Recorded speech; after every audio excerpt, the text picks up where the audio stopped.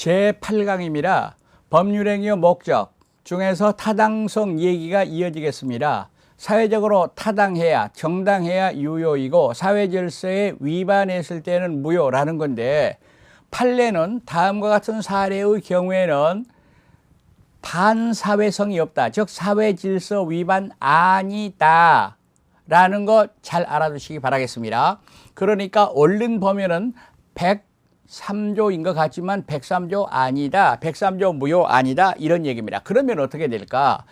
예를 들어서 법률행위 성립 과정에서 강박이라는 불법이 사용됐다. 예를 들어서 우리 갑한테 너 땅 나한테 안 팔면 죽여버릴 거야, 네 가족을 몰살할 거야, 겁에 질려가지고 매매계약을 해버렸다. 이게 강박이라는 겁니다. 그러면 이거는 103조 아니고 나중에 다시 봅니다. 110조가 돼가지고 취소 사유가 된다는 거 유념하시기 바라겠습니다.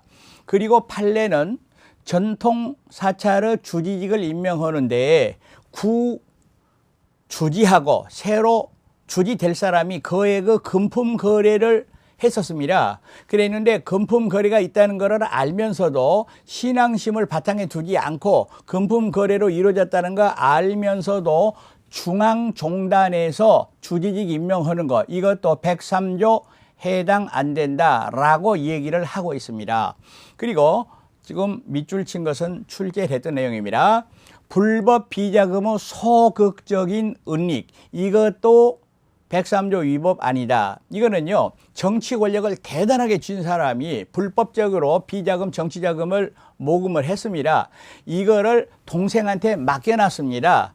이제 정권이 다 끝나고 그거를 돌려달라 이렇게 말하니까 맡아놓은 사람이 당신은 무슨 떳떳한 돈이요, 나 못 내주겠어, 이래서 이제 소송이 됐다 이 말입니다. 이랬을 때 불법 비자금 모집하는 거, 모금하는 거, 그거는 사회질서 위반이지만 그거를 공모하지 않고 소극적으로 맡겨놓은 것, 이거는 위반 아니다. 그러니까 맡겨놓은 거 반환받을 수 있다, 이런 뜻이 되겠습니다. 그리고 강제집행 면탈 목적의 허위의 근저당권 설정, 돈을 많이 빌려 쓴 사람이 자기의 부동산에다가 채권자들이 집행할 것을 두려워해가지고 허위의 거짓말 근저당권 설정했다. 이랬을 때 이거는 103조 무효는 아니지만 나중에 다시 배웁니다. 108조 무효라는 겁니다. 이거는 절대 무효, 이거는 상대적 무효가 되겠습니다. 그리고 부정행위의 용서 대가로 재산 양도의 처분 금지 약정을 했다. 이게 무슨 소린가 하니까 여기서 부정행위는 한자로 이렇게 쓰는 부정이 되겠습니다. 부정, 발을정자가 아닙니다. 그러니까 남편이 결혼생활, 신성한 결혼생활의 약속을 위반해가지고 다른 사람하고 불륜을 저질렀습니다. 아내가 너무 화가 나가지고 남편을 다그치니까 남편이 그러면 이번 한 번만 용서해달라 이렇게 하면서 각서를 썼습니다. 그 대신에 한 번만 용서해 주면 남편, 내가 가진 전 재산을 당신한테 양도해 주는데 그 대신 당신도 결혼 생활이 유지되는 한에 있어서는 다른 사람한테 처분하지 않기로 하자, 그런 약정을 했을 때 이 약정을 유효하다라고 보는 겁니다. 유념하시기 바라겠습니다. 다음입니다. 효과를 보시겠습니다. 지금 사회질서 위반 행위의 효과는 절대 무효라고 그랬습니다. 여기서 절대 무효이기 때문에 무효라는 말은 예컨대 도박죄 무효였을 때는 이행 청구할 수가 없습니다. 즉 도박에서 이긴 사람이 도박에 진 사람한테 너 빨리 돈 줘, 그런 말 못한다 이 말입니다. 안 주니까 변호사를 사가지고 이행 청구 소송을 했다. 그래도 그 소송은 이길 수가 없다, 이런 얘기가 되겠습니다. 그리고 여기서 절대 무효라는 말은 제3자에 대해서도 무효 주장이 가능하다 그랬습니다. 이중매매에서 제가 말씀드렸죠. 예를 들어서 갑이 을한테 팔고 또 병한테 팔았을 때 갑병간의 매매계약이 무효, 절대 무효했을 때는 병이 정한테 처분했고 정이 선의로 샀다 하더라도 권리취득 못한다. 그걸 가리켜서 우리가 절대 무효라고 말을 합니다. 그리고 더 나아가서 추인할 수 없다. 그래서 여기서 추인 불가하는 걸 유념하시기 바라겠습니다. 여기서 추인이란 말은 나중에 다시 공부합니다. 139조에 정하는 건데요.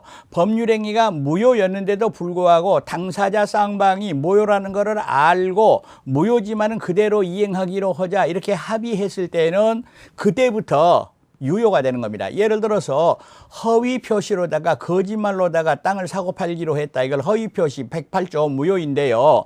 나중에 이르러서 둘이 무효라는 것을 알고 추인했을 때는 그때부터 새로운 매매가 된 걸로 본다 그랬는데 절대 무효였을 때는 추인이 인정 안 된다는 얘기입니다. 왜 그런가?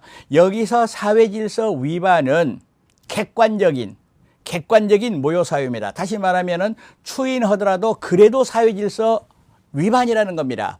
그런데 108조 무효 취소는 의사표시에 관한 것이기 때문에 의사표시 가지고는 추인이 안 된다. 이 구조를 잘 알아두시기 바라겠습니다. 사회질서 위반 이런 거는 추인이 인정되지 않는다는 얘기입니다. 절대 무효. 그러나 일부 무효의 법리는 적용될 수 있습니다. 예를 들어서 법률행위가 큰 게 이렇게 있었는데 그 절반은 유효하고 그 절반은 무효인데 이 무효가 103조 무효, 103조가 사회질서 위반입니다. 이랬을 때는 유효 부분만, 그러니까 무효 부분이 없었더라도 유효 부분만 있었더라도 그와 같은 법률행위를 했을 것이다 라고 생각했을 때는 일부 무효로 판단할 여지는 있다 이 말입니다. 저런 게 아주 악의적입니다. 추인은 안 되는데 일부 무효 137조는 적용된다. 그래서 이제 민법 공부가 어렵다는 것이 이렇게 악의적인 거 이런 것을 되고 안 되고를 잘 판단할 수가 있어야 될 것입니다. 다음으로 불법 원인 급여에 대해서 말씀드려 보겠습니다. 이거는 이행 이후 문제가 되겠습니다. 그러면 이 그림을 다시 그립니다. 갑하고 을하고 도박을 했는데 도박 채무가 생겼습니다. 도채라 그러겠습니다.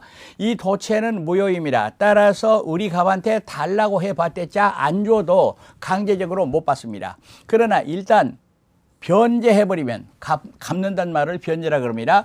되돌려달라 이렇게를 못합니다. 아까 보니까 강행법규 위반이었을 때는 돌려달라 부당이득 반환이라고 그걸 말해요. 네가 그걸 갖고 있을 이유가 없지 않냐 했는데 여기서 을이 갖고 있을 이유가 없습니다. 반환해야 되는데 그런데 사실은 을도 깨끗한 사람이 아닙니다. 만약에 소송을 하면은 을로 그러면 갑이 반환받습니다. 갑 너 그럼 을도 떳떳하지 못하지만 갑 너도 떳떳하지 못하지 않냐? 왜 그러면 네가 돈 주고 그거를 반환받으려 그러냐? 도박 채무 무효이기 때문이요. 이렇게 말하면은 너도 도박에 가담하지 않았느냐? 이래서 반환이 안 된다. 반환이 안 된다. 이거를 다른 말로 말합니다. 부당이득 반환 안 된다. 동의어. 불법 원인 급여이다. 같은 말입니다. 부당이득 반환 안 된다. 이 말이 불법 원인 급여이기 때문에 그렇다라는 얘기입니다. 그러면 이행하기 전에는 이행할 필요가 없고 이행한 이후에는 반환을 못 받는다. 앞서 말씀드린 걸 너무 중요하기 때문에 제가 말씀드렸습니다. 반환 불가한데 강행법규 위반 무효는 반환이 된다 그랬습니다. 판례는 율락행위 수사는 선불금 반환 인정되지 않는다라고 말합니다. 소위 말하는 포주들이 율락녀들한테 성금을 줘가지고 다른 일 못하게 이렇게 구속해가지고 율락행위를 시키는 거 이런 겁니다. 사회질서 위반 행위입니다. 이 선불금을 반환 못 받습니다. 불법 원인의 급여가 되겠습니다. 그러나 수익자, 이익 보는 사람입니다. 의 불법성이 급여자의 불법성보다 현저히 큰 경우는 사회적으로 예를 들어서 사회적으로 허용될 수 없는 고유로 이자 지급 이런 경우에는 예외다. 예외다 그 말은 반환받을 수가 있다 그 말입니다. 사회적으로 허용될 수 없는 엄청난 이자를 받았다. 그 부분에서는 그 고율 부분에 대해서는 반환받을 수가 있다. 다시 말하면 수익자, 전주가 되겠죠. 불법성이 급여자, 그 약한 사람이 되겠죠. 돈 빌려 쓴 사람, 현저히 컸을 때는 이때는 반환을 인정한다는 예외적으로 인정된다. 그런 얘기가 되겠습니다. 다음으로 동기불법에 대해서 보시겠습니다. 예를 들어서 얘기할 때 돈을 빌려주는데 그 사람이 도박자금으로 쓸 거를 알면서 빌려줬을 때 그때는 돌려받지 못한다 이 말입니다. 예를 들어서 아파트를 세내줬는데 그거를 불법 도박장 하우스로 쓸 것을 알고 빌려줬을 때는 그 임대차 계약이 무효가 된다 그 말입니다. 그렇다면 불법 도박장으로 쓰기 위해서 아파트를 세내로 갔습니다. 그랬는데 만약에 임대인, 집주인이 모르고 임대차 계약을 했다 했을 때는 그 임대차 계약은 유효입니다. 그러나 집 주인이 그와 같은 동기가 표시됐을 때 도박장으로 쓴다라는 게 이제 계약서에 나와 있거나 말로 했을 때 또는 상대방이 그거를 알고 있었을 때는 무효가 되는 것이다 라는 얘기입니다. 그런데 이 판례는 눈여겨볼 필요가 있습니다. 실제로 이런 일이 많이 일어납니다. 주택을 매매하는데 매도인에게 3년을 보유하기 위하여, 다시 말하면 3년을 보유하면 양도세가 면제됩니다. 그랬는데 2년째 계약을 해놓고 이전 등기는 3년 뒤에 하기로 이렇게 약속을 했다는 얘기입니다. 이것이 과연 동기의 불법에 해당될까? 그렇지 않다. 유효하다 그 말입니다. 그와 같은 3년 넘어서 이전하기로. 그러니까 계약 체결은 2년 만에 했는데 3년 넘어서 뭐 하려고요?